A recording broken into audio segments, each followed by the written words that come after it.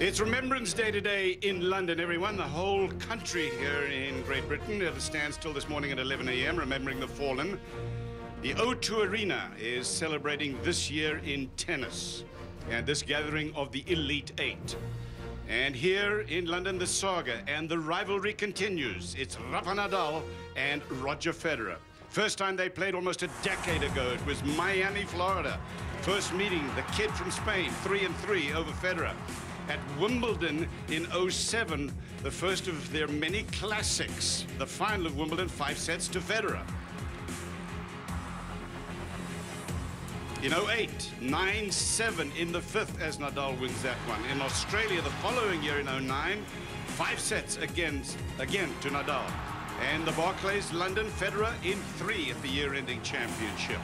The final slam that they played in the final was in the French in 2011. That was 2 years ago. That one also going to Nadal, again to Nadal this year in Cincinnati in 3 sets. Overall, 21-10, Nadal in front.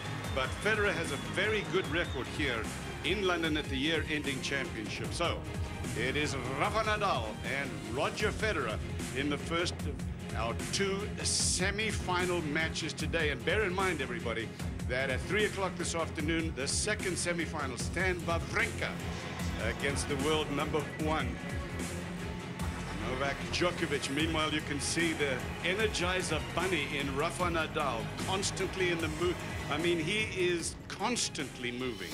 You've seen him shaking hands, and he can't hardly stand still even for that moment. But they have been here so many times before, these two, as we've already pointed out. Rafa Nadal and Roger Federer. This is just one more.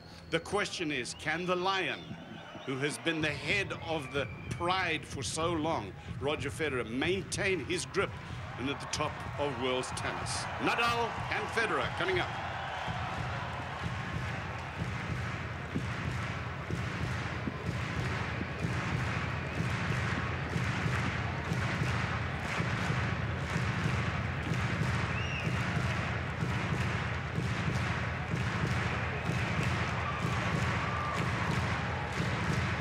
Ladies and gentlemen, the 6-time Barclays ATP World Tour Finals champion, winner of 17 Grand Slam titles, from Switzerland, Roger Federer!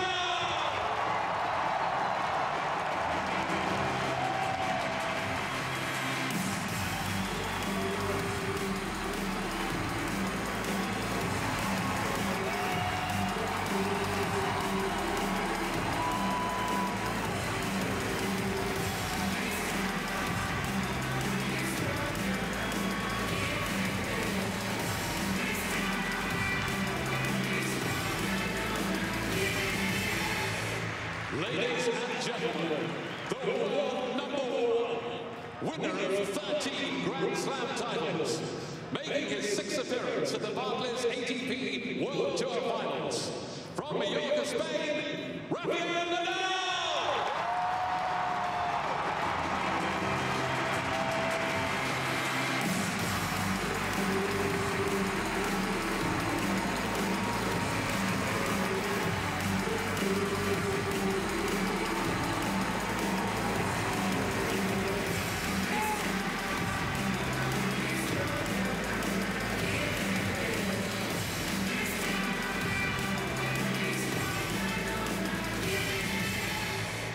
Ladies and gentlemen, please thank this afternoon's Barclays mascots, Lulu Robson, age 9, and Indy Wells, age 8. These are beautiful moments, aren't they, everybody? And a very warm greeting to you. I'm Cliff Drysdale here in London. It is about love, not only in the score in tennis, but it's about love of the sport.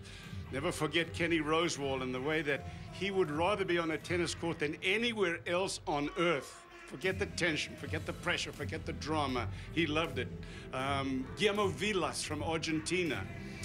Forget about golf, any other sport. He had no interest in it. Tennis was his first and only love. I feel the same way about Roger Federer. That's why I think we're going to be seeing a lot more of this man. Federer loves the sport. There is nowhere he would rather be than on this stage here in London, this evening here in London. This is round-robin competition, everybody. 8 players, the elite 8, play all year to qualify to get here to London. They get divided into 2 groups of 4. They play the other 3 players in their group, and here are the group standings as of now. It is Rafa Nadal, not having lost. Novak Djokovic has also not lost in his division. Wawrinka made it through after his win against Thomas Berdych, and Federer made it through yesterday after his big win against Juan Martín del Potro, and it was a big win. So our semi-finalists today start with, as we said, the match is just about underway here, Rafa Nadal and Roger Federer. Your thoughts, BG, on this year in general? Lord Drazel, I'm so excited to be here today. I had to have 6 espressos this morning just to calm down. But it's been an amazing year of tennis, and I'm so looking forward to the semifinal today. You got Roger Federer, who comes in here, I think, well-rested and really wants to send a message to the players that 2014 is going to be a much better year than 2013. And Novak Djokovic, who lost his #1 ranking just a couple of weeks ago, is playing some of the best tennis I've seen him play since 2011. He wants to make a statement and continue to win. And how about that forgotten other Swiss guy, Stan Wawrinka, who's gotten in the mix this year to play his best tennis at 28 years old. And not to forget, Rafael Nadal, I think the best year of his entire career. Nice summing up there. Some players that I want to talk to you about, obviously, because Del Potro very much a part of the picture as the players are having their pictures taken in this semi-final live here in London. What about the head-to-head between these two? Sort of already mentioned at 21 and 10. But the issue here, though, Brad, in favor of Federer, is that the 4 times that they have played at the year-ending championship, he has won each one. I promise you the Fed fans have thrown that H2H out the window, and you know what they're focusing on? 4-0 on this court. Twice he beat him in China and twice here at the Barclays. And in 10, beat him in 3 sets. And in 11, really steamrolled him 6-3, 6-love. And I think the big thing about this court, the ball doesn't bounce nearly as high off of this court like it does on a hard court or a clay court. So therefore, Roger gets a lot more comfortable bounces off a Roger shot and is able to play a lot more aggressive and dictating tennis. I think he's going to come in with a lot of confidence today. And another one is he's 4-1 career head-to-head in the city of London with 2 or 3 of those wins in the finals of Wimbledon. So I think he comes in well-rested and ready to go. And I think Rafa is playing a lot better than I've ever seen him on this court because the court has got a little more grit, a little more sand on the top base. The court is playing slower, and he's playing a lot more aggressive on this court than I have ever seen him play before. I think this is a pickup. The Federer-Nadal rivalry that we've talked about obviously continuing here with Rafa Nadal having had so much more success overall in their head-to-head. But again, we talked about the surface, and Brad, I want to talk a little bit more about it because you guys were saying, both you and Darren earlier in the week, that the surface really did not suit Rafa the last couple of years, but you said that there seems to be more sand, which slows the court down a little bit this year, which is helping him. So I think you've got to put that in the equation as well. Yeah, it's over a 4-inch board, so it's a little bit dead. They say it is bouncing a little bit higher than it has the last few years, but it's significantly slower with more sand and grit. And that's allowing Nadal to be more aggressive. He's playing closer to the baseline, and Rip City he is so far this tournament on the backhand. BG, all said and done, I'd like the six cups of coffee. Now that you've calmed down, can you tell me who, in your opinion here, has got a little bit of the edge in this match? The eye test tells me between the two, Rafa has been the better player so far, and he did not have to play yesterday. Roger Federer had to play a very tough 3-setter against Del Potro. So the eye test tells me Nadal is the slight favorite today. All right, the two of the giants of tennis, everybody. It's Rafa Nadal and Roger Federer, live from London.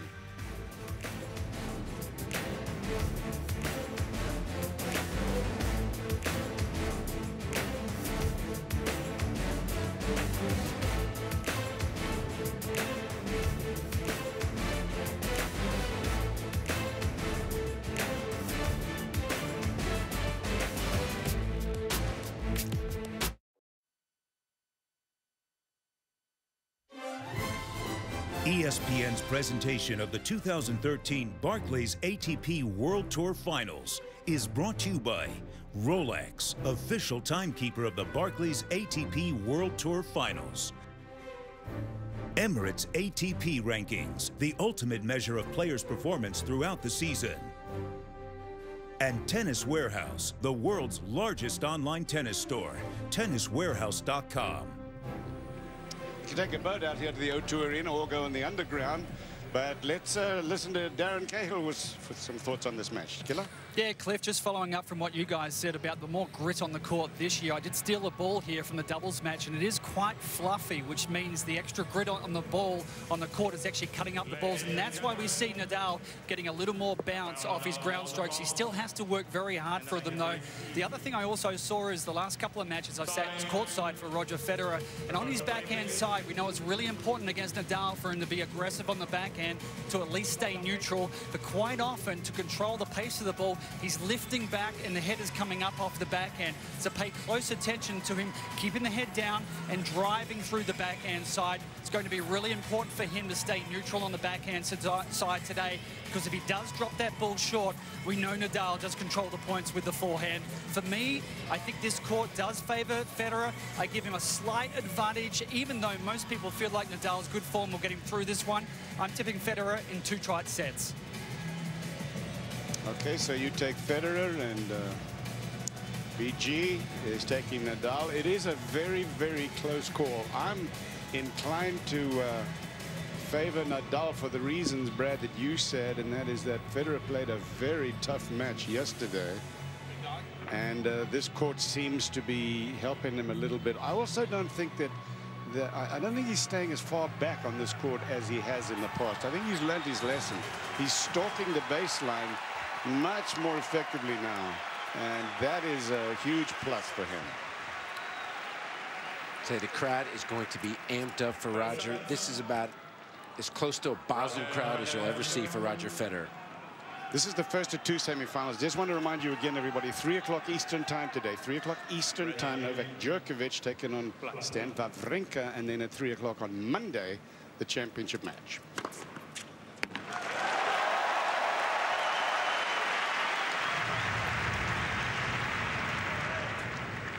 Long.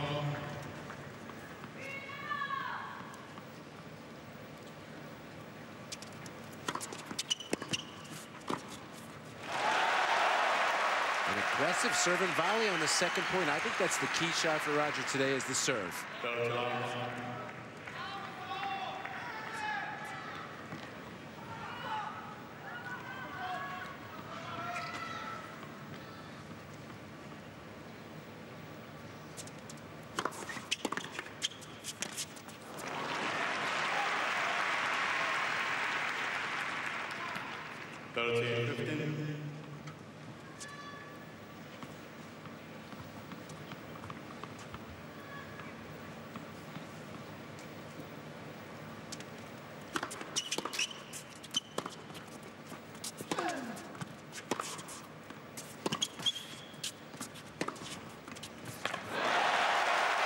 Good movement from Federer, runs around and nice inside out to the forehand. Flat as a pancake also. That ball stays low when he hits it like that. And that's this bounce off the court, not getting up so high, which will allow him to dictate more today.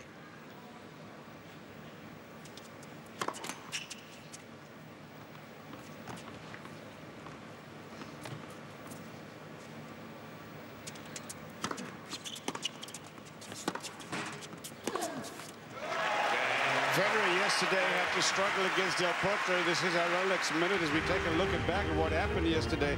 Everyone, Nadal got out to a good start. He got the early break. Federer was not able to hang on as Del Potro wins the first set. Just behind that break, it's all he needed. In all 3 sets yesterday, Federer got down an early break, was down a set and a break, and then down 3-0 in the third. It's really an inspirational point for him. And in the third set, as you said, Brad, he was down again a break. In fact, he was down 3 games to love. Came back and won that as well after a couple of breaks of serve. So Federer close, very tight, but he's here in the semis. Yeah, Roger coming into Bercy only had 1 top 10 win all season. He's now had 3 in the last couple of weeks, and here with a little bit of confidence for the first time.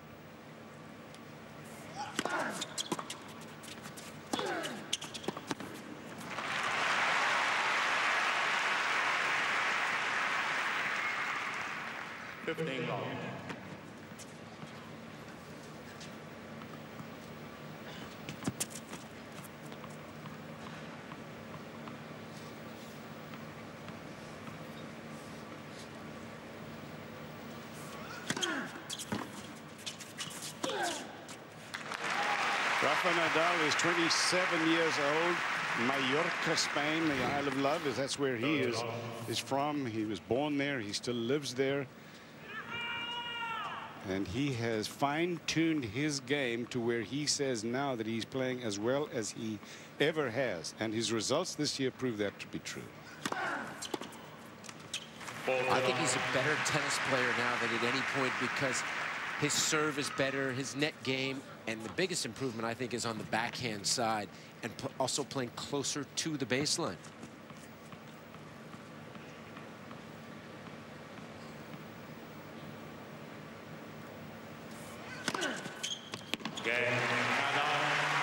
Nadal holds it's one apiece. Brad, after he had lost a few times in a row to Novak Djokovic, remember when he said, I'm going to have to regroup and find a way, find a solution. It's so interesting to me that as consummate a professional as he is, he basically changed his strategic game. And he had to. Absolutely. I call it the Federer Express. You know, remember, guys had to change their game because of him. They're having to do it because of Djokovic now.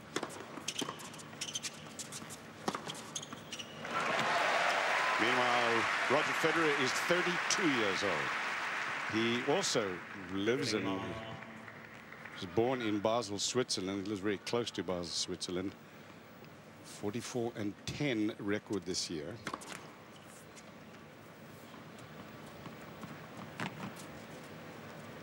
He's here in London.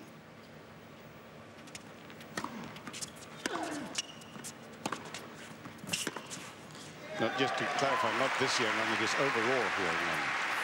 Darren, I was a little surprised early that Rafa went way back on that return of serve. Yeah, well, Roger also getting through on his forehand side there and looking pretty comfortable at the moment because he's so far back. Anything that drops short means Federer's got all the time in the world.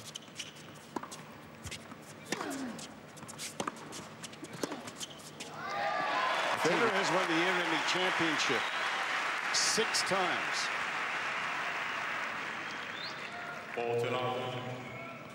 I think we'll see Nadal really experiment with where he's going to return serve to try to find that happy place. 11th time in 12 years that he's been in the semifinals. Yeah, this time up for the second serve.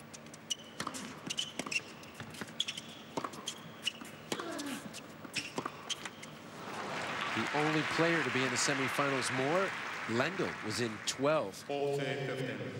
But already in this match, I'm liking what I'm seeing from Federer because that ball is not getting up on him. He's playing a lot closer to the baseline, and he's dictating. He's the one that's getting in the first cut.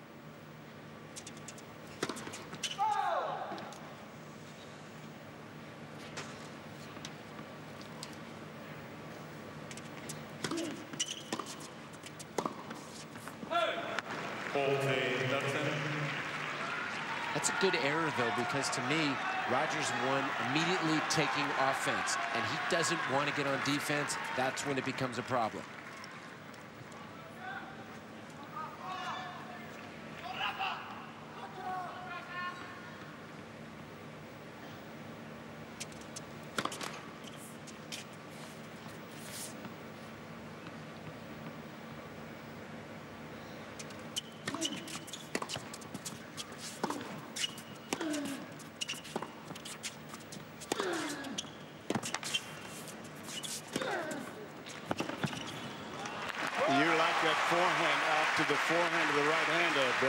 I believe that's the single best strike that I've ever seen, excluding a serve. When Rafa is in the center of the court, he hits that lefty forehand to a righty forehand. And when he hits that against Roger, his winning percentage is about 90%. He cannot get out of those rallies. 3 in a row for Nadal. It's deuce. And also, Brad, that last backhand, the one where Federer left the ball in the middle of the court, that was the backhand that I was talking about, where he lets the ball play him and leans back on that backhand, drops it a little bit short. Just cannot afford to do that against Nadal.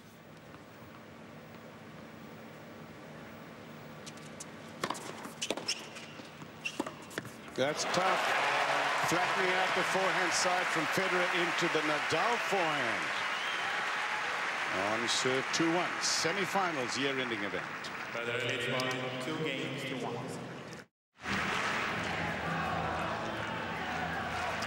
Roger Federer has had a few really outstanding years. In fact, if you look at these three, I find this fascinating. In 06, Federer lost only 5 matches all year, 192. In 2011, 70-6. Djokovic lost only 6 matches, and this year, Nadal has dominated at 74-6. Remember, he didn't play the Australian, and in fact, he was out for 7 months from Wimbledon of last year.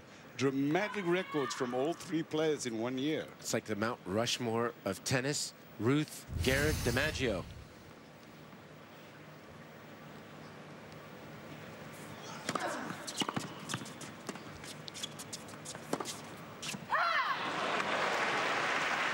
I still, right now, really like what I'm seeing from Fed. The errors that he's making are positive errors where he's going for his shot. And I think it's this court, because the last 2 times that he's played him, he's had good success.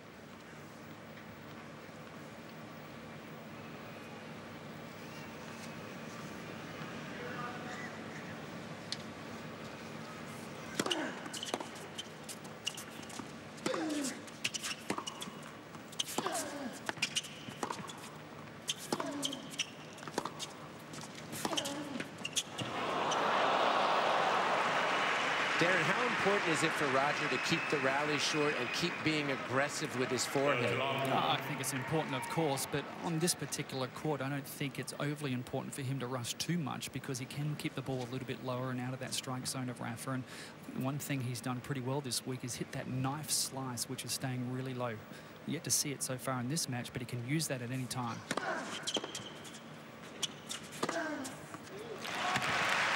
BG, what did you say he's had good success in the last couple of matches? On this court, the last 3 sets that they've played on this court in 2010, 2011, scorelines have been 6-1, 6-3, and 6-0. So you know Roger would have remembered those 3 set scores. I wanted to clarify that because the last 2 times they've played, obviously, in fact, this year in Rome, Nadal really stomped on Federer. The Fed fans don't want to remember the injury at Indian Wells, that Clay. They want to remember the success.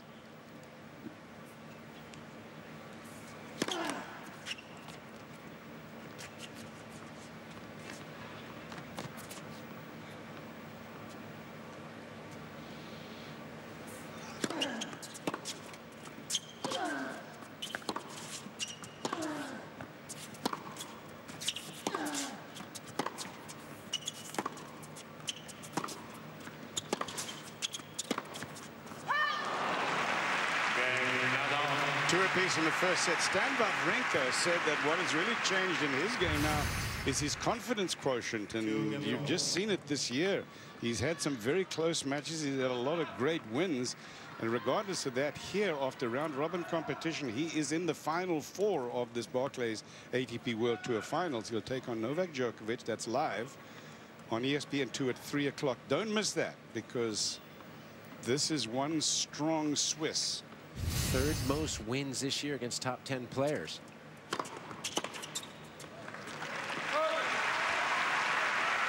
know, guys, I went through the stats of every single match that these 2 guys have played to see if anything stands out. And we talk so much about points won on the second serve. Normally, if you win that stat, you win the match. But it's not really a standout stat in this matchup. The big stat was for Federer, winning a lot of points on his first serve. If he's successful there, stands a great chance of winning this match. Why isn't it a big stat in this match? Not quite sure. I think it's because both players really defend their second serve so well. It's tough to make progress. So far, I'm seeing more of Roger trying to go down the line with his backhand and be willing to litter up the stat sheet a little bit. I think this pace of the match right now favors what I'm seeing from Roger.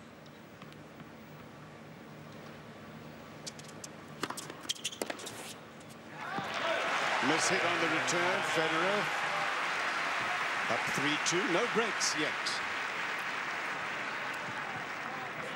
Federer leads by 3 games.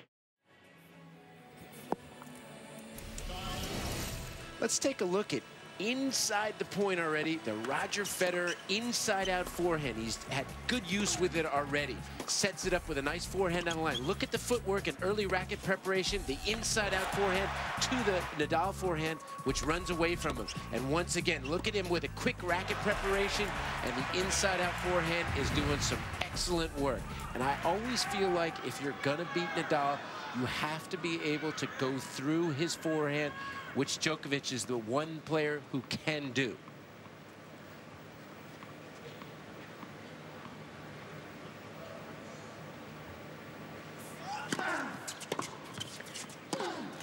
The inside-out forehand is the forehand that is hit from the backhand side of your court into the cross court on the other side.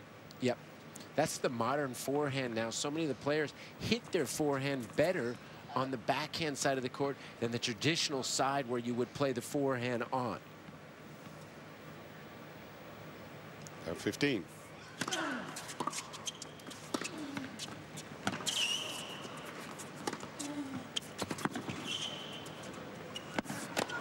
There's that inside-out forehand, right to the forehand. That's the shot to me that Nadal can even do more of on this court. Look at some of the elements of this forehand. Look at his eyes there. He's backtracking, you see, so he gets it on that side. Closes the racket face now. Look at he's balancing the left and the right arm. Upper body now into the ball. And look at how he lays the wrist back just before he hits it. That's where he gets some of the power. You know, the most common mistake that club players and a lot of juniors make when they do that move, they forget to take the racket up and immediately get above the ball. If you don't do that right away, you will be late.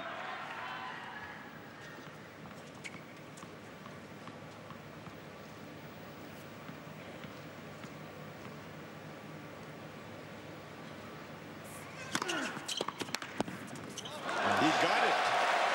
Oh, it's a stick save winner.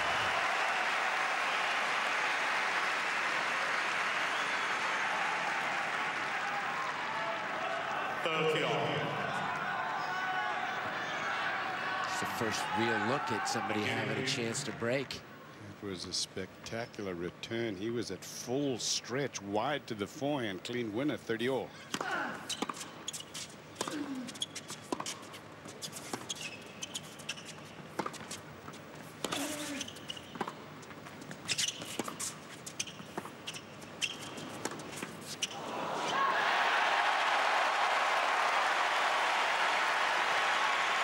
The Fed fans getting fired up. Break point.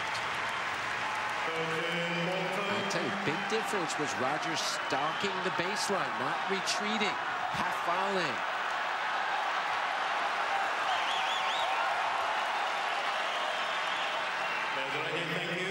First chance for either player to break.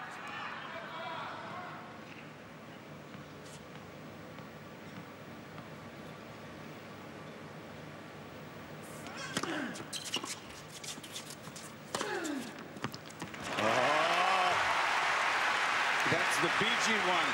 That's the one that maybe there, if you're Roger, you got to try to maybe hit that return. That was How does only he get that ball so short and wide from that position, so low? That is a thing of beauty and great footwork.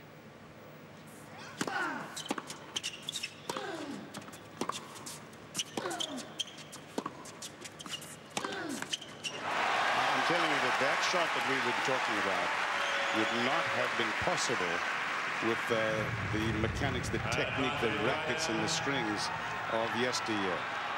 And break point again. And that time, the return was a lot more aggressive off the first serve that allowed Roger to get in better court position and not let Rafa dictate on first ball.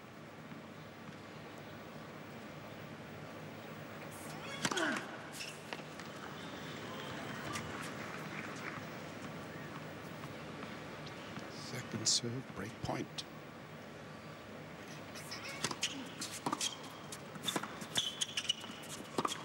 Oh, set it up beautifully. Did not close out, though. That was a giffy. Overcooked that forehand. He had him buried. That's one. If we look back later in this set, it gets tight. That could have been an expensive miss right there.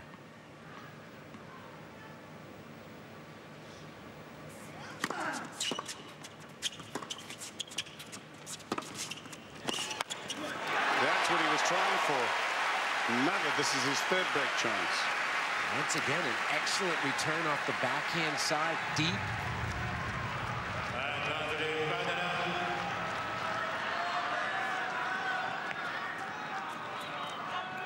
Thank you.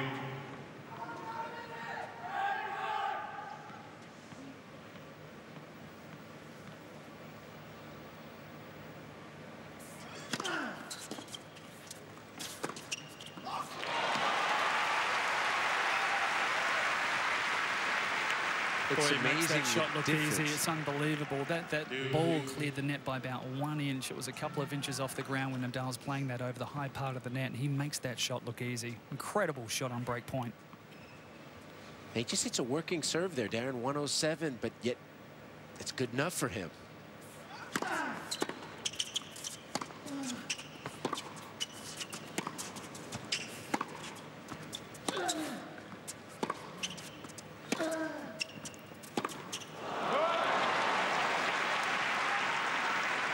Darren, down on the court, can you, from up here, when we hear Nadal hit a good shot, it just seems like almost like a golf clap. And Roger hits any shot, it's like incredible roar. No, not really, Brad. Actually, when both players came out to the court, when they were introduced to the crowd, it was pretty much 50-50, maybe slightly for Federer, but a lot of support here for Nadal.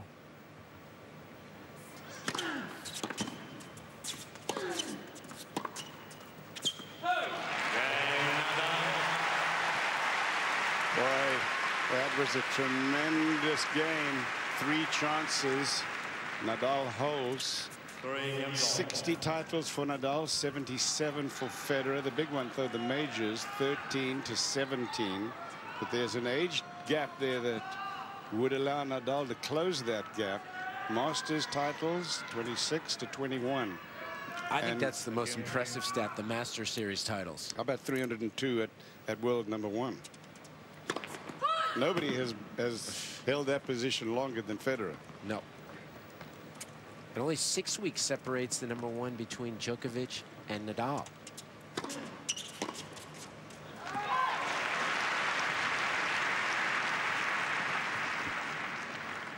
Long.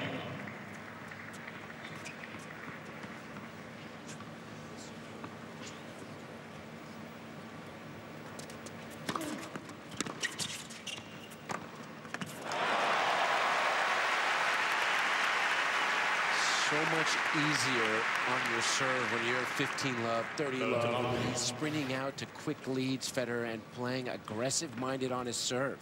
A couple of serve volleys. So it seems like he's winning a lot of points off that first serve. 70% first serve.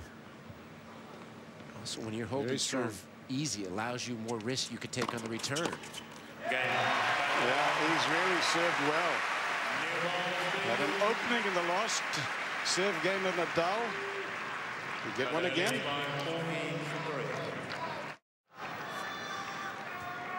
Aaron Cahill pointing out during the break that the stat on first serve percentages for Federer is so important. He's only lost 1 point when he gets his first serve in this match so far. 14 of 15.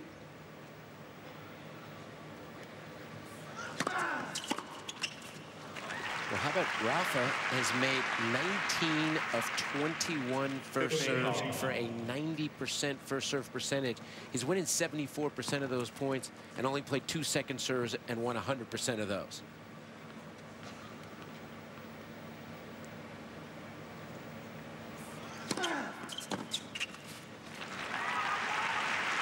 You know, he's not doing a lot, Cliff, with his serve. You know, that was just a working first serve, but I think that he doesn't want to give Roger looks at his second serve, and what an incredible percentage at 91% so far.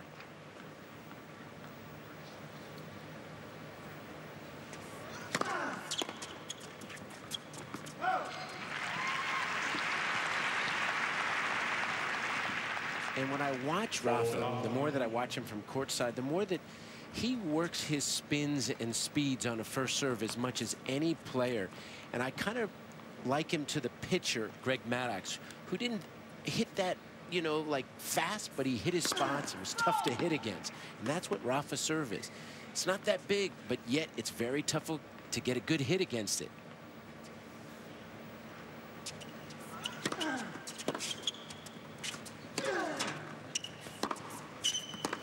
That's long. Good point, Brad. The other point that I'll address it after this.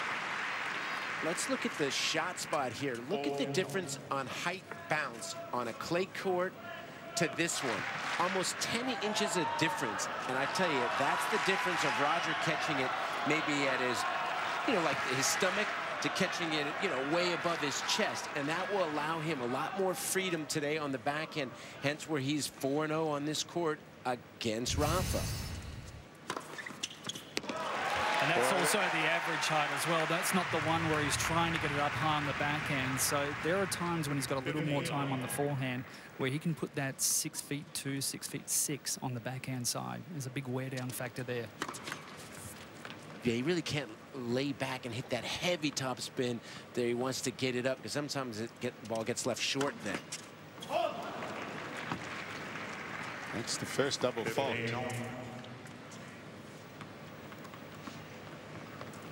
He's 3 of 7 on the second serve, Federer, so 43%. That's a key stat to watch as this match progresses on.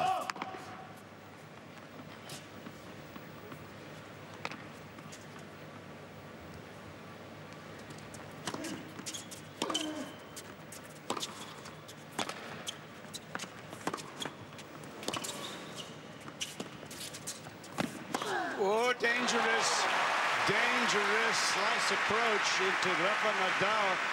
That is not going to present an issue for the man from Spain. He's so good with that forehand low. Look at that. You know, it's not a bad play, but it was a bad direction. It was down the middle of the court. It didn't bite the court. That's when maybe you got to go down the line on that slice. And to the forehand, that's danger. 30. Now,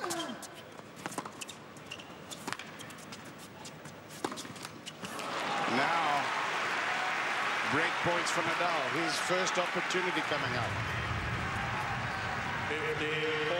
Only the second first serve point that Roger has lost sets up 2 break points.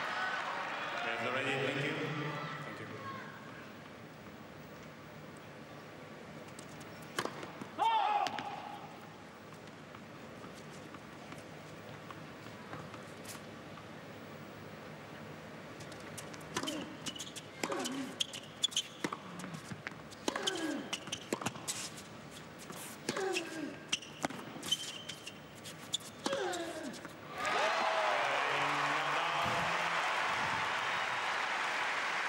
That forehand is a lethal weapon. Register it, Rafa.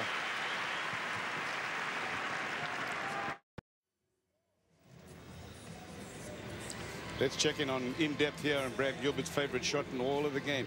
Just take a look again, the shoulder turn, left and right arms together. Give me a freeze right there. You see a freeze right there. You see what we talk about when we talk closed racket face, palms down, right?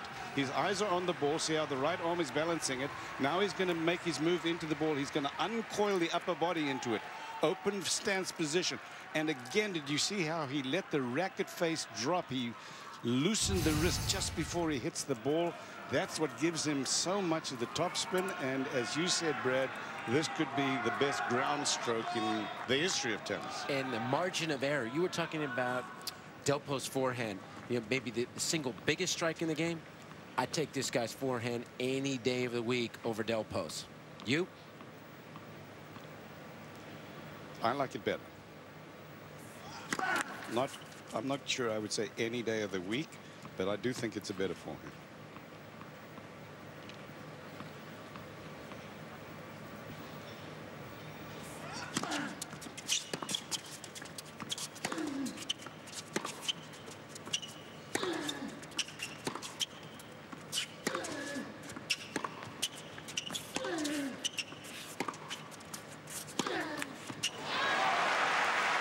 One of the first times that he's missed that inside-out forehand.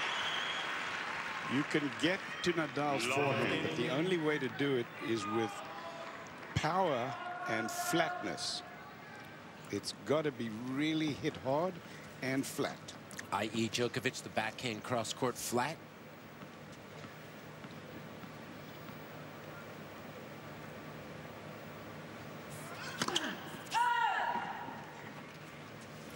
I'd like to see Roger be aggressive on the second serve return. Take a risk.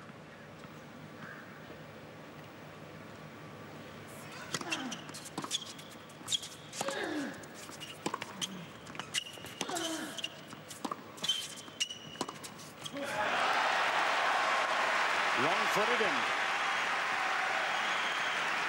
BG in the speed stakes on the court. Where does Rafa stand with Novak? I mean, who do you pick in terms of just ability to move? Overall, I would say Djokovic, because he's longer at 6'3", and maybe a little better flexibility and balance. Love 30. One slight notch above him. ESPN 2, Djokovic and Stan Wawrinka in the other semifinal. 3 Eastern time.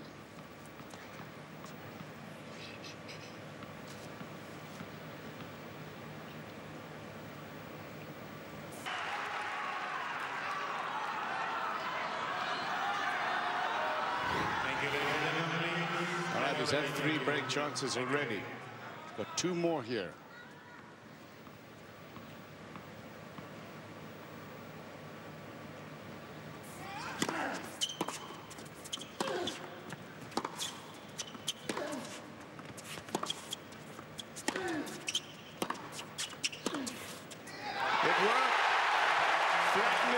Forehand side of Rafa, and we have had breaks of serve traded. And once again, it was an outstanding return that neutralized that serve and didn't allow Rafa, when he does get down that break point, to be aggressive. The Fed fans have life. This place is rocking. Thank you. Thank you.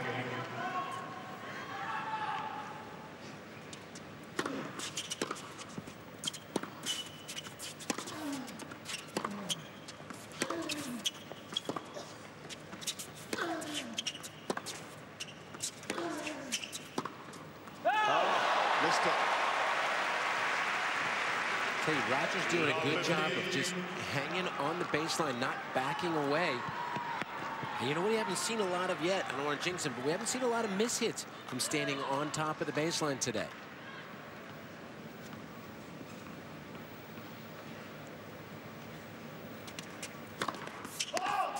Mishits from Fed? Yeah. Because that's what usually happens on the higher bouncing court. That's what causes the mishits.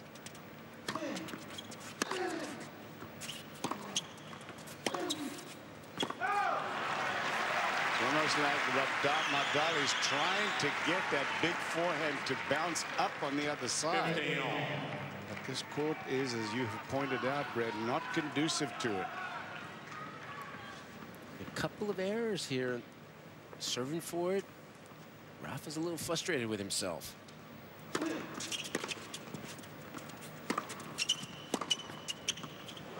it. That thing never looked in until it just found its way right to the line. That is just a thing of beauty. 15-13. I don't know how you stop this shot.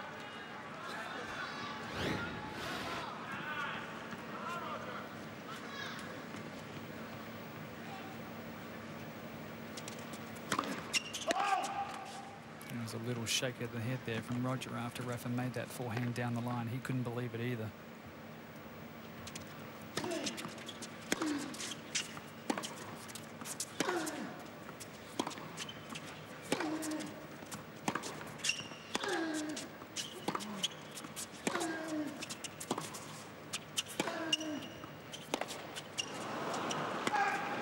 Missed it.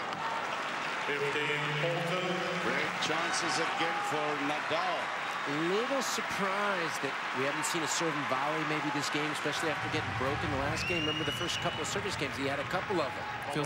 Feels like also Brady started to miss the first serve. He is at 63%.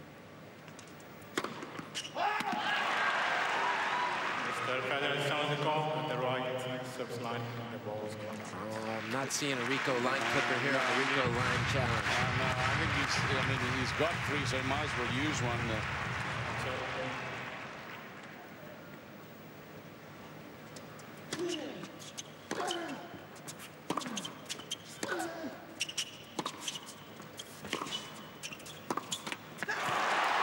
Another breaker serve for Nadal, and we'll serve for the set for a second time when we come back to our live coverage here from London.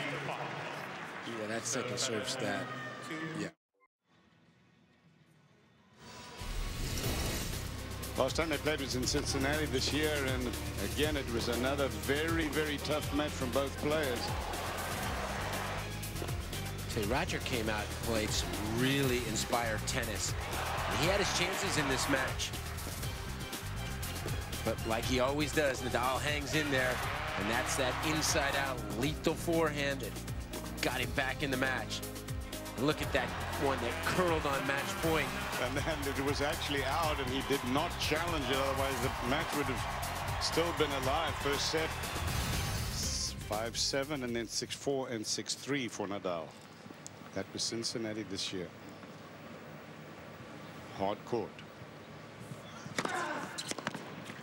Tell you the one stat that I look at right away now. Darren talked about a couple of missed first serves those last couple of service games because the service percentage was way up, dropped to 61%. But Federer 4 out of 12 on his second serve points won in this match. Killer stat for him.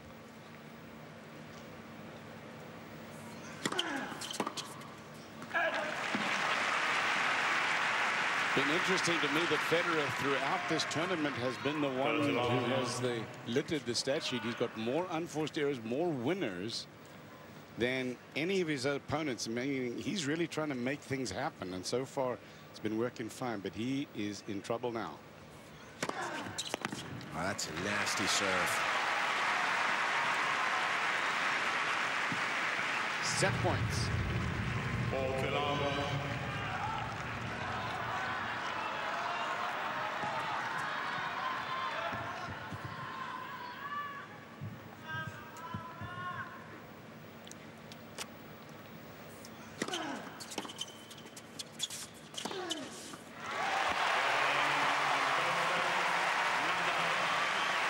Semi-final of the Barclays ATP World Tour Finals, everyone. We're live in London. It's Nadal and Federer, first set to the world's #1.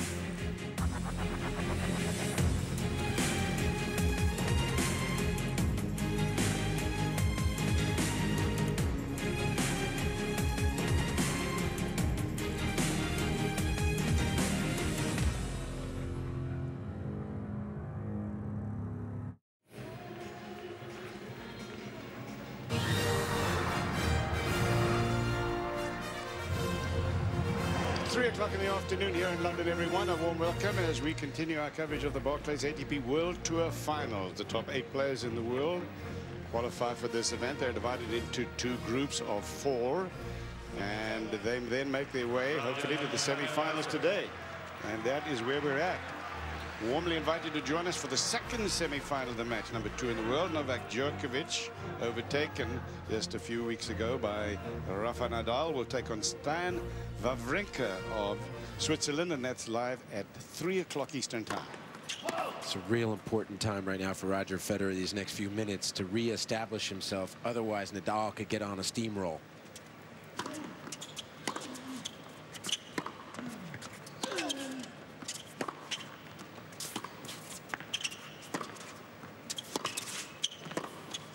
past, he had to get a lot more aggressive with the forehand, and he's done that. He's responded.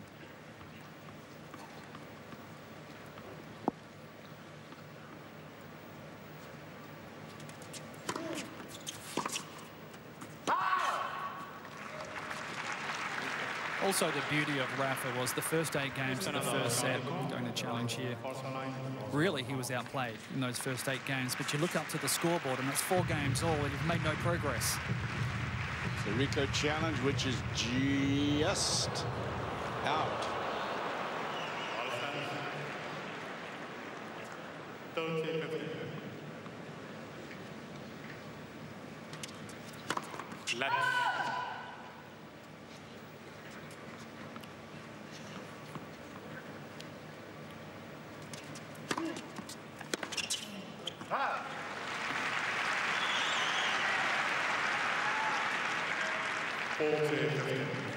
Mr. Nadal has 2 tournaments.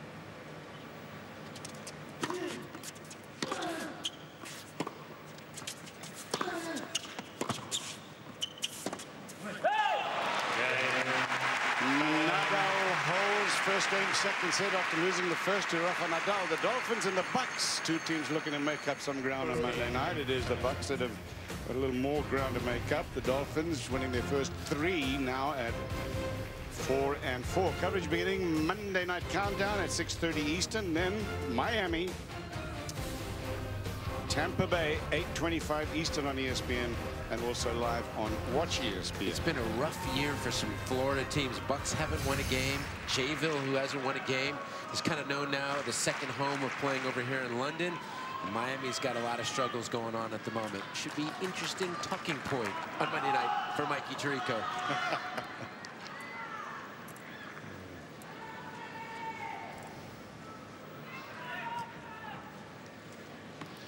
And you saw Roger there with a little come on. He sensed he was a little flat there towards that end of the first set.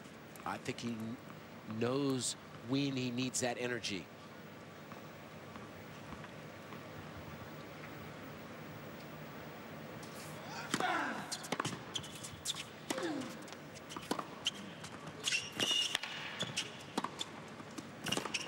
That's good work. That's the shot that you like, the flatter ball, cross court to the forehand, got Rafa on the stretch, and that's when he got the lead in the point. Is that Manolo Santana? Yep, I think so. Wasn't he? How was he on the indoor surface? Hated playing him on any surface. He was a ball striking genius from Spain. He won Wimbledon, he won US Open, and won the French. Rafa continues to make an incredible percentage of first serves, 28 of 33, 85%, using lots of different spins and speeds.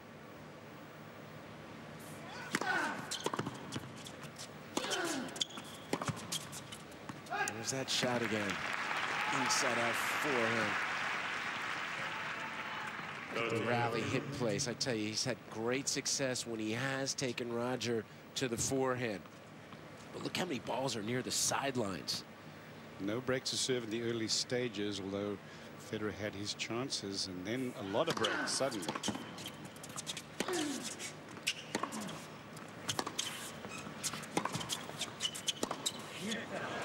Interesting how that happens. Another thing that I've noticed here, Darren, I wonder You can confirm you're not seeing too much of the slice backhand from Roger Federer. No, you can't get away with it because it just doesn't have enough on it. And every time he tries the slice, it means Nadal gets a forehand and he starts dictating the point from that very moment.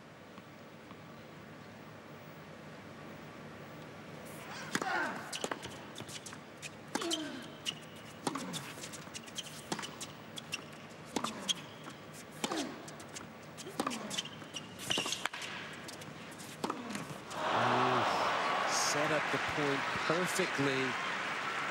He's missed a couple of those ones where you really felt like, God, those are gifts. Remember that break point early in the first set? Yep.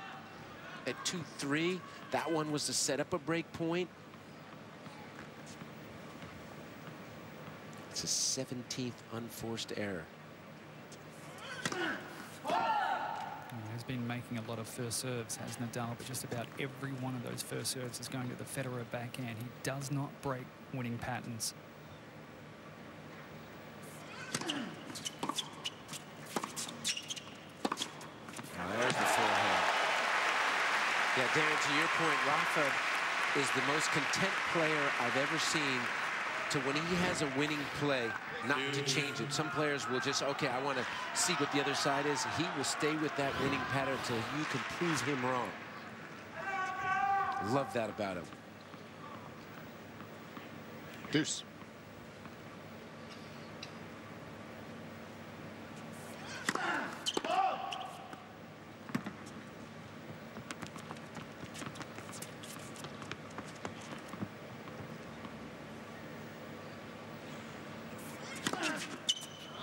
Wow.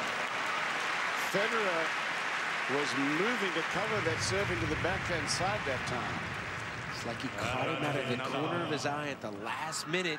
It's only 100-mile-an-hour serve, but it was a clean ace. The second of the match. Roger has 4 aces.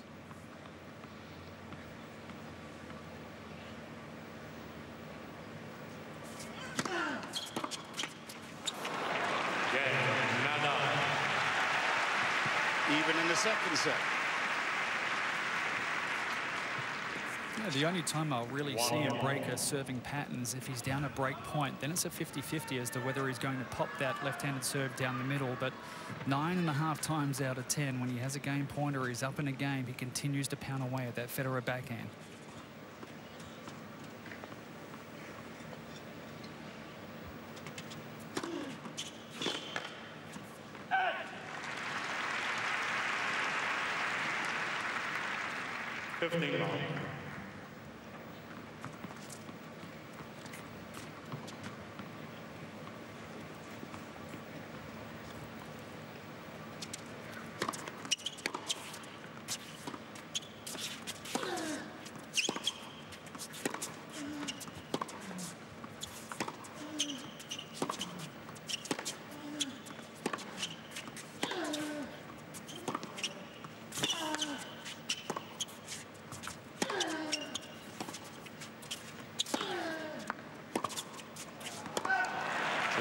Rafa is the one dictating play and gets Roger on the stretch. You just feel like the odds are so in Rafa's favor. 15 on. And I'm still shocked, Cliff, that we're not seeing Roger occasionally serve and violate. You know, he had success doing it twice early, but not since.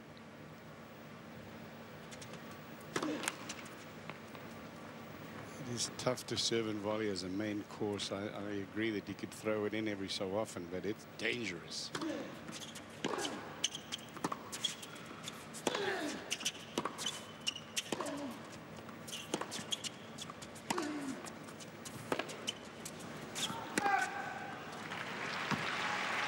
Great court position from Rafa, staying on the baseline.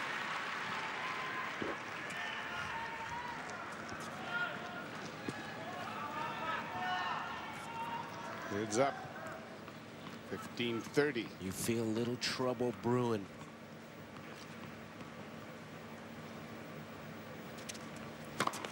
That said, Brad, I felt the same way yesterday. I mean, unbelievable down a break in the second set, and looked for all the world against Del Potro like This Yeah, was he going was to be down an exit. 3-0 in the third, too. It was down a break Exactly. early in all 3 sets. Came back and lost 2.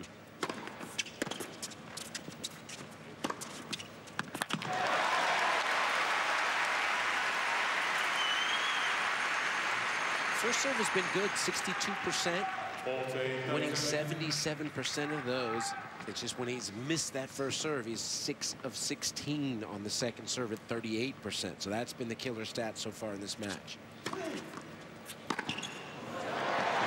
little kick serve into the forehand side that worked for Federer. 2 games to 1, no breaks in the second set.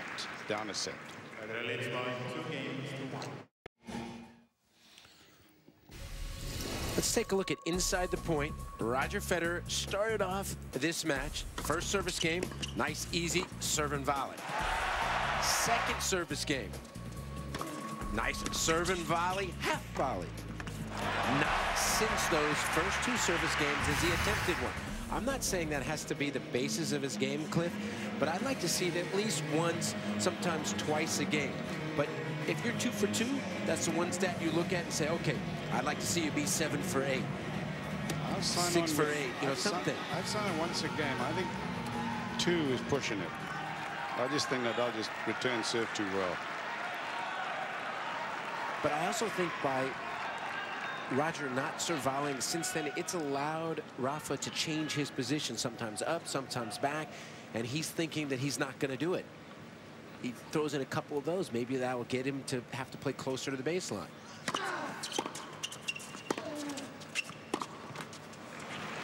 Watching live coverage of the Barclays ATP World Tour Finals, everyone. It's the first semi-final of the day.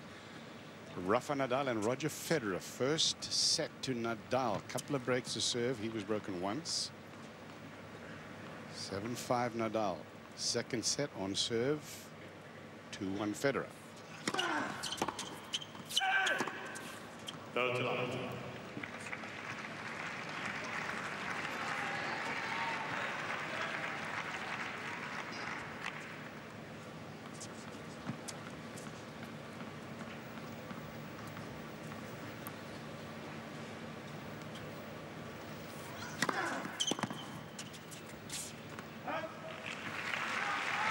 Let's take a look at the shot spot and the serve direction of Rafael Nadal this match. Can you say Bakan? Look at all of those serves straight to the backhand. I'm assuming if Roger takes a new coach, he'll have a look at that and say, okay, why don't you just be locked and loaded to the backhand? No surprise that the 2 aces were into the forehand side. Yeah, of course.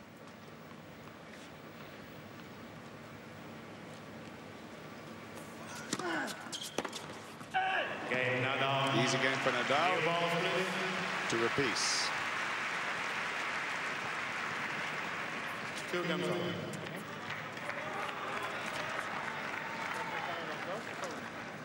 For Rafa Nadal, it's been an extraordinary year. Career totals, match wins, 657 for Nadal, 60 titles, 77 for Federer. Wawrinka has 4, and Djokovic climbing. He has 40. Djokovic, Wawrinka, 3 o'clock Eastern time today. There was your serve and volley, and that's the danger. That's okay. Love of team. But it's been, you know, 47 minutes since he did it last.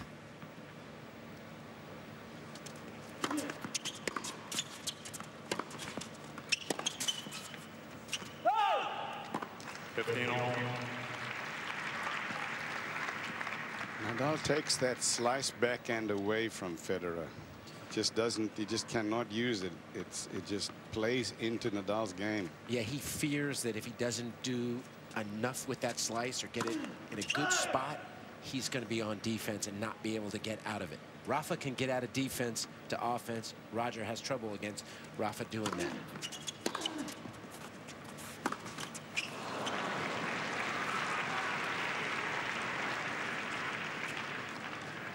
Second game in a row at 15-30. Last service game, he had 3 serves to bail him out.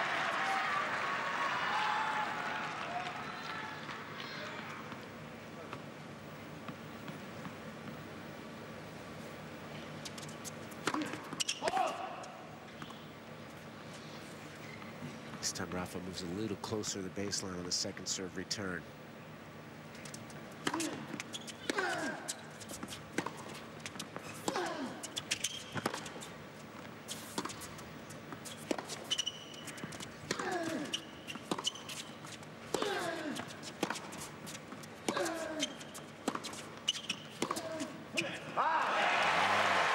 point from Roger to hang in there. I thought on that first topspin to his backhand, he did well to make that one. You guys have been making the point, and I think it's worth repeating now, that this ball, this high forehand topspin shot of Nadal's does not get up as high as it does on other courts here in London.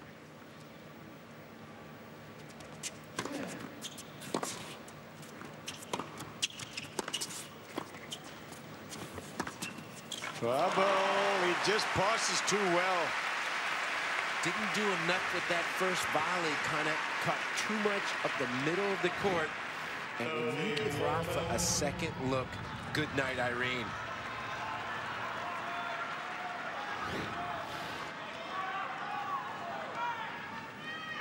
And Rafa is 2 of 2 on break points. Roger 1 of 4.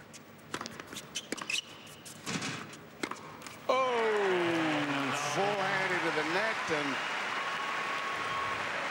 Nadal breaks. He's got a 3-2 lead and a set under his belt. Nadal leads by 3 games to 2.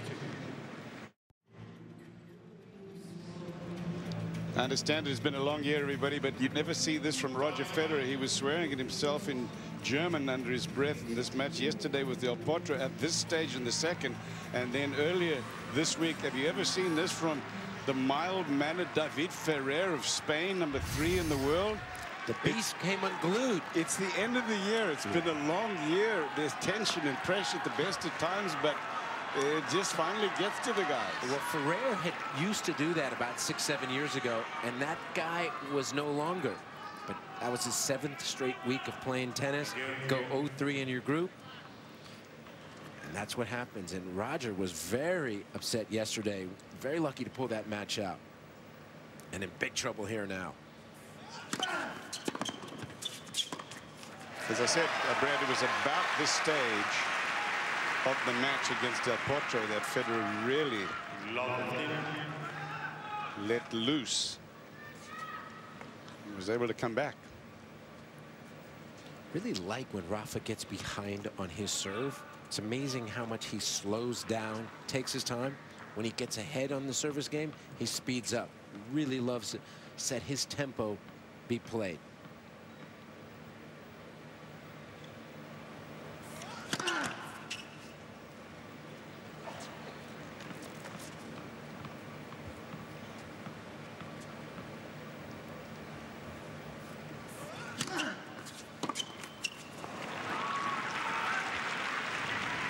Also, Nadal, as he always does, he takes nothing for granted. Even though he's up here a set and a break, he sent 2 rackets out to be restrung at the change of ends. Yeah, that's great stuff. Knowing that, like, by the time they get back, if he holds a couple times, this thing's over, but he doesn't take nothing for granted until they shake their hand. Love that.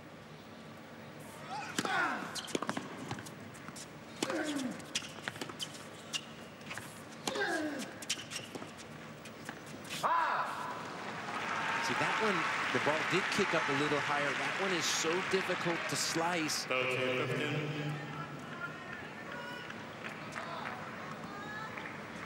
And you kind of get the feeling the air is out of the sails of the crowd, and Roger a little bit, and Rafa is pressing forward.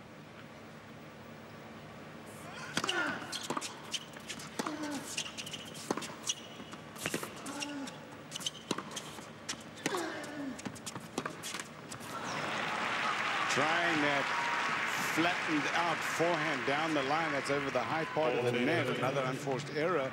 And this is a game point for 4-2. His 26th error to go with 15 winners, so minus 11. And Rafa, 15 winners to 11 unforced errors.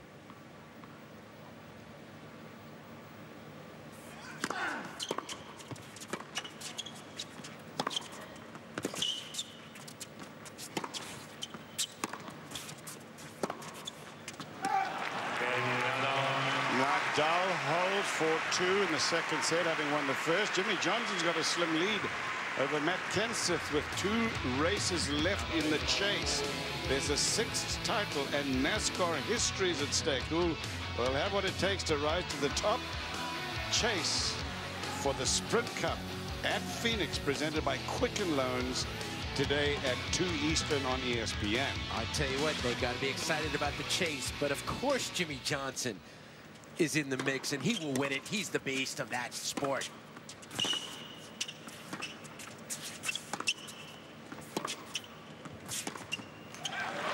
While we promoing that, promo again at 3 o'clock on ESPN2 for the second semifinal. Novak Djokovic, Stan Wawrinka. I wonder how much that Nadal yesterday did not play, and Roger was on court for a good 2.5 hours. You know, it has a little something to do with the legs.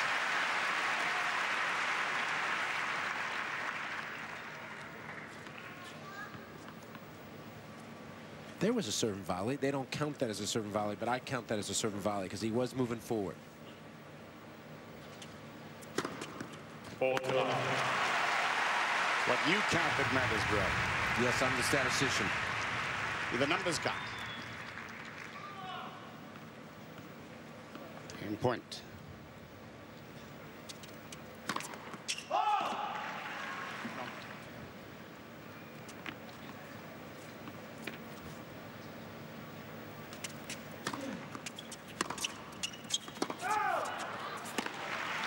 Federer holds 4 games to 3. Nadal will serve. He's got the break in the second. Just the 1 break to serve in the second set. Multiple breaks in the first, which he won 7. Individualized.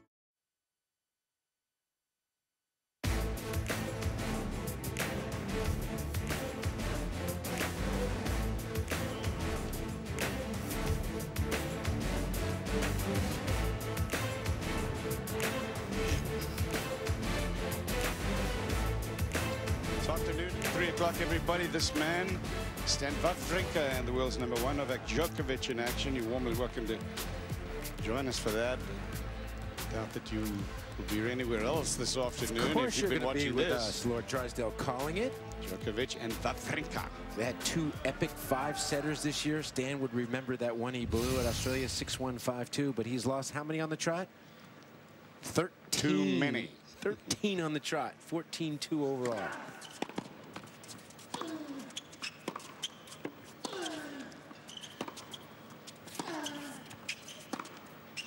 This is the 32nd time that these two have played.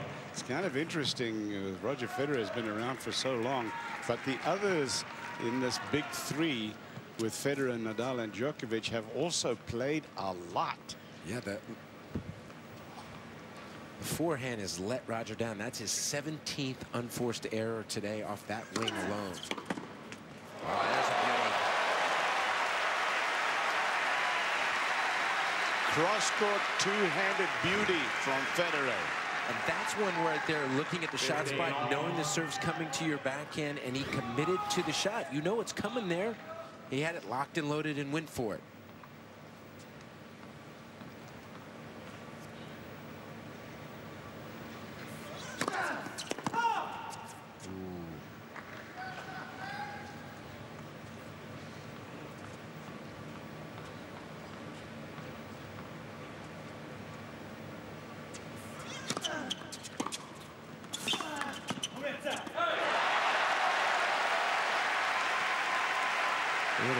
Was that in German?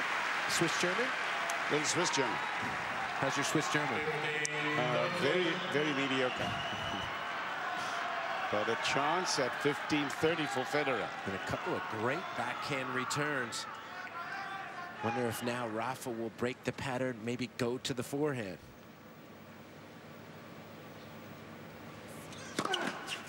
He was.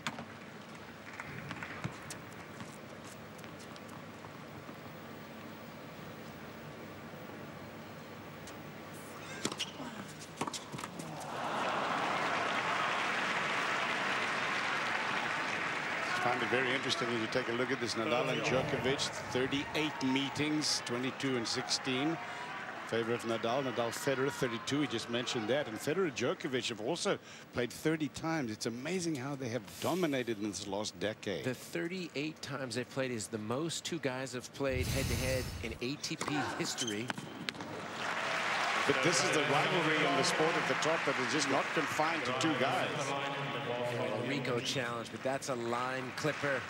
Rico official challenge. Oh, he missed it. He gets a reprieve. Oh. Second serve. He walked away like he'd been aced. 30-all. Second serve at 3-4. 4-3 rather.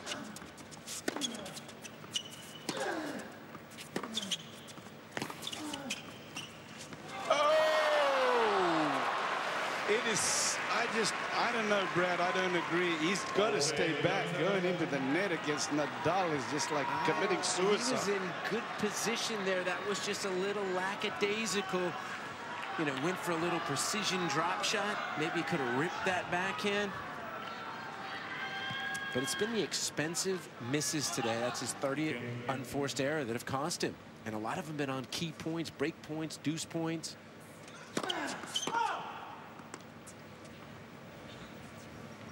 Point for 5-3.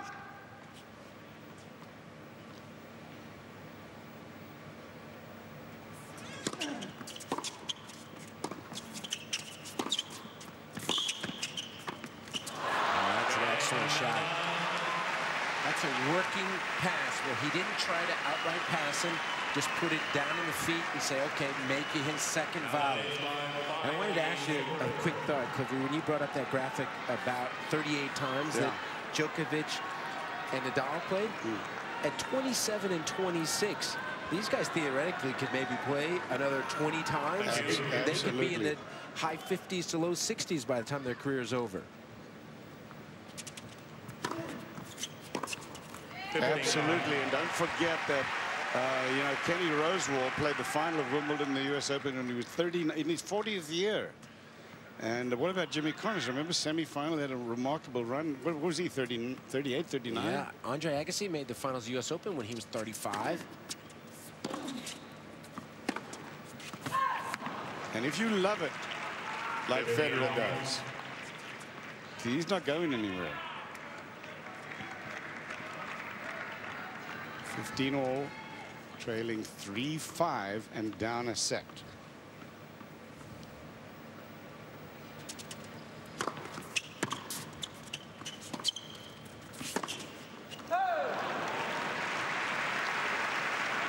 Nobody makes Roger pay for any short ball more than what Nadal does, and you can just see that about everything Roger's trying to do on the court. He's in such a hurry to finish the point, and I'd just love to see him these last couple of games really get physical, try to extend the points.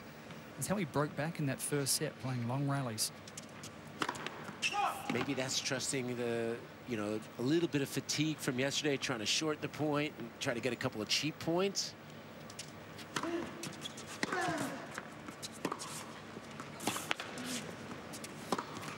I think that's why we've seen so many of those types of errors. That's just a normal backhand and a lot of forehands from bad positions in the court that he's going after, trying to get ahead in the point when they should be working shots. It's like he doesn't want to get physical on the court at the moment.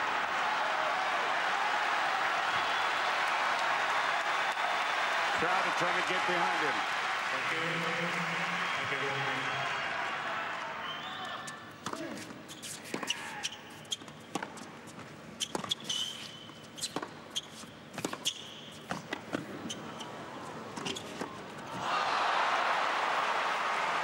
Match point.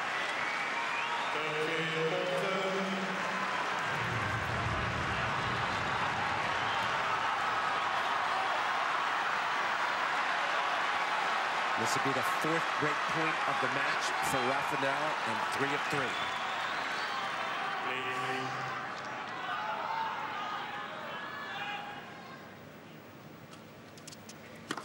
Let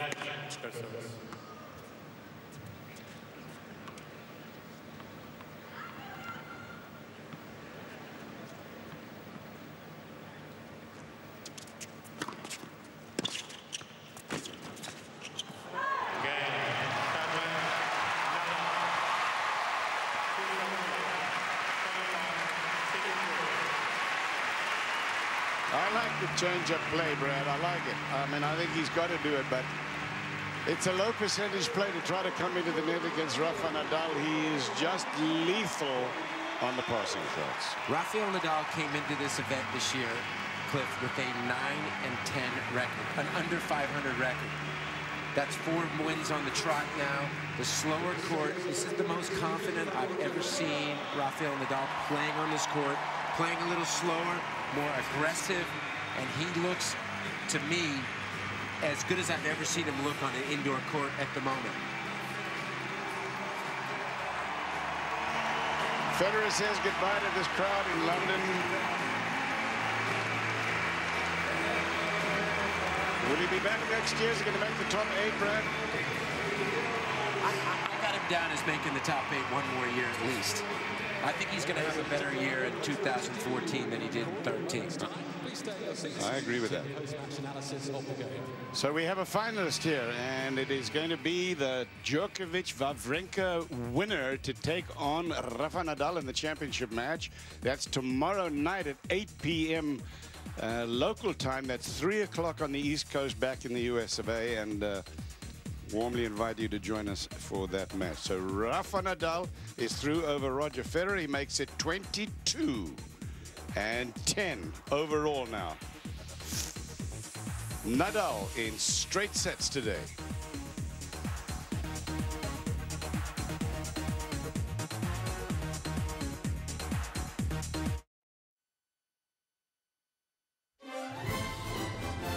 ESPN's presentation of the 2013 Barclays ATP World Tour Finals is brought to you by Tennis Warehouse, the world's largest online tennis store, tenniswarehouse.com. Emirates ATP Rankings, the ultimate measure of players' performance throughout the season. And Rolex, official timekeeper of the Barclays ATP World Tour Finals. Pretty simple, really. The fact of the matter is that if you try to beat Rafa Nadal, you have to be at 105%, and you've got to stay with it, and you have to be consistent. And BG, the interesting thing was that Federer came out playing just exactly I felt like he should be playing. But he had those chances in the early stages, didn't he, of that first set, and wasn't able to convert. Remember, he had that forehand that he missed that could have changed the whole complexion of the match. I thought for the first 7 games of the match, Federer was clearly the better player, but he missed that forehand at break point, missed a couple of the key forehands, and to me, he has to play at his highest level and hope that Nadal plays even a notch below. Nadal just held his nerve, and to me, he's playing so smart. He's not playing his clay court tennis indoors. He's playing more aggressive, close to the baseline, serve smart, and the key stat, 4 of 4 when he had a break point. You break Roger 100%, you're going to win every day and Sunday. Yeah, I'm not sure that there's anybody. I guess everybody is going to play about as well as they can play to take on Rafa Nadal. He's only lost 6 matches all year. Let's take a look at the highlights here. Roger got off to a really good start. He was firing flat and hard and sometimes going into the forehand side of Nadal, and it was working. Yeah, that was that slice that he came in on that did nothing. Federer had great court position and was aggressive early, but once Nadal got his teeth into points, you just felt like that he was going to be in great shape. That was that forehand early in the match that was doing damage. Look at this forehand. That ball looked like it never was going to go in. That curled in, my favorite shot, that inside-out forehand. And look at this thing. That thing is just so much margin of error and so much work. That was after a 3rd breaker serve. And you cannot give Rafa that much time to pass, as the Lord Drysdale would say.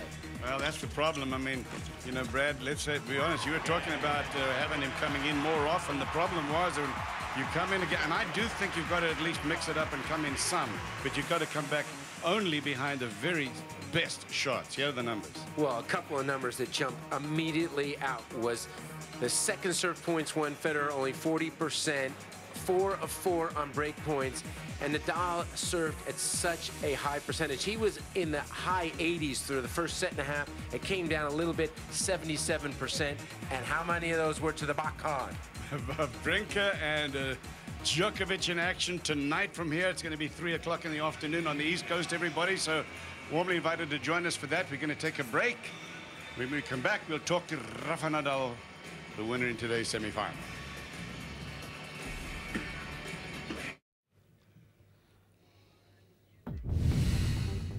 Emirates ATP World Tour rankings shot of the day. Look at that first pass, sets up this backhand pass down the line for the shot of the day. And it is dangerous to come into the net against Rafa Nadal. That much is clear. Rafa himself did not come in hardly at all today against Roger Federer, but he didn't need it. Against a straight set win, 7-5 and 6-3, and Rafa Nadal's at courtside with Darren. Killer? Very much, Rafa. Unbelievable year. It's been a while on ESPN since we had a chance to speak to you, but congratulations firstly. We all wish to say well done on the year you've had. Do you think it's been your most satisfying year? It's been that good of a year. Well, many thanks, yes. I am sure it's the most satisfying year of my career. I never thought something like this 12 months ago. I never thought that I will have the chance to be back and have all the success that I had. So, finish probably the best year of my career, playing the final in the World Tour Finals for the second time in my career is a fantastic way to finish. Now remain last match of the official last match of the season for me, and I'm going to try my best to be ready. It looks like you're playing the best hardcourt tennis of your career as well. Is it a little different this year, more so with a court, or do you think it's more with your game, that you've improved your game? Well, I played, unbelievable in America in the summer. Have been probably the best performance on hardcourt ever in my career.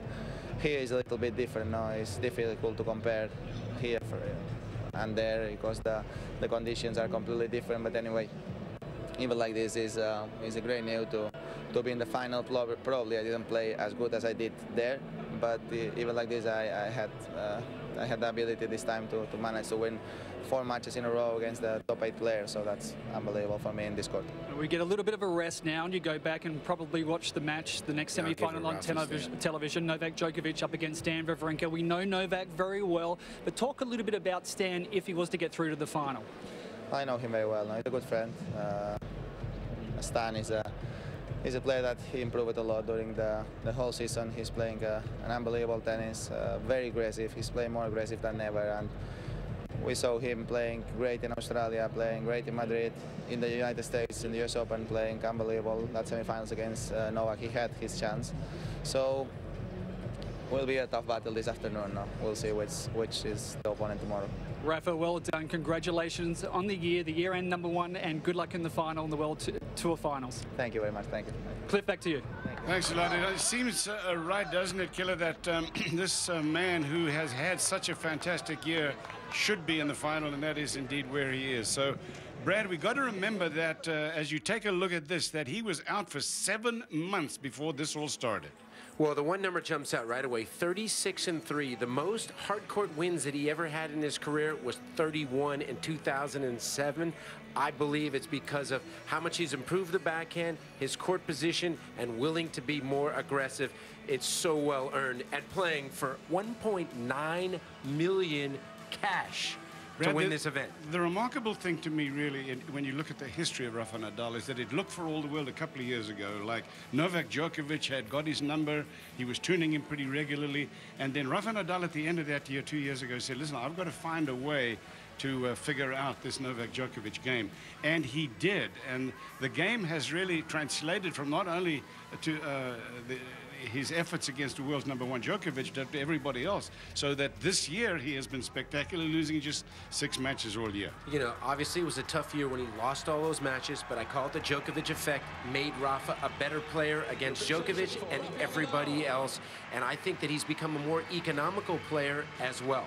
Quick comment on the match this afternoon. It's going to be Djokovic and Stan Wawrinka. To me, 13 straight L's. They played 2 epic matches, but to me, this is all about Djokovic. On this court, this is his best court indoors. He's a huge favorite. Well, we'll see this afternoon. Obviously, that's this evening here, this afternoon in the USA. That'll be 3 p.m. Eastern Time for coverage of that match. That'll be the second semi-final here on ESPN2 and Watch ESPN. That's at 3 p.m. Eastern Time. Again, Djokovic and Wawrinka. At 1 p.m. Eastern on ESPN3, the doubles with the Bryan brothers in action. Darren Cahill and Brad Gilbert. I'm Cliff Drysdale for our entire tennis team here in London, everybody. Goodbye. We'll see you back here in London at 3 p.m. today.